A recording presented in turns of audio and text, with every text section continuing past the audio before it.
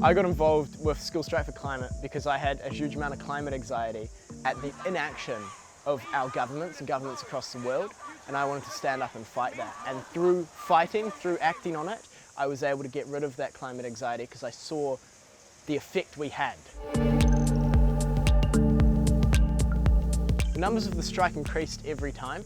So the first one got between 4,000 to 8,000, second one got between 4,000 to 10,000, and then the most recent one got 80,000, which is the biggest single protest in New Zealand history. That's just in Auckland I'm talking. Across the country we had 170,000 people out in the streets. Every single strike we had to increase the pressure, increase our power to get that climate action that we were after. So what that meant was bigger strikes to increase the pressure. It meant doing different things so that media was always interested in this new story, and we were constantly on the phones, on the TVs of our leaders. And it also meant doing slightly more disruptive things to make sure that they knew we were serious about this. So the first strike, getting kids out in the streets, was enough of a story. It was disruptive enough and it was big enough that that had an impact.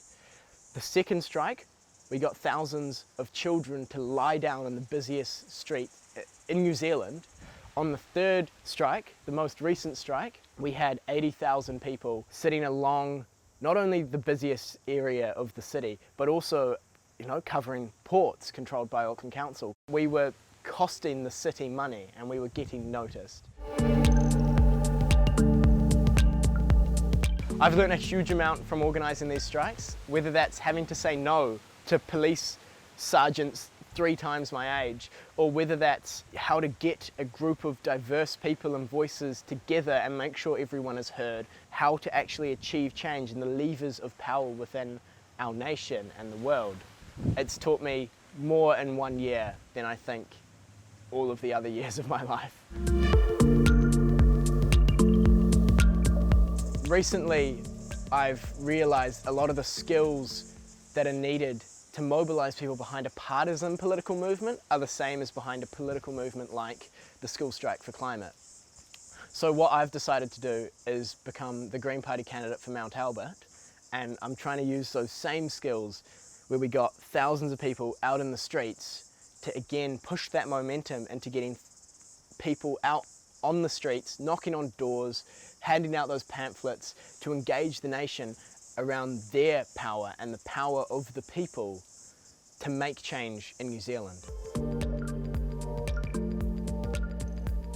Running for the Greens was a no-brainer. They were the only party that was in support of these strikes, but more importantly than that, they were the only ones with the policy that can get us out of a climate crisis, out of a housing crisis, and out of poverty. When the National Party denies the climate crisis and Labour is delaying action on it by building 4-way motorways, the Green Party is the only party with the policy to actually tackle the climate crisis, to actually tackle the housing crisis and inequality. On top of that, they're the only party that recognises that it is Te Tiriti o Waitangi, not the Treaty of Waitangi, that is the founding document of our nation.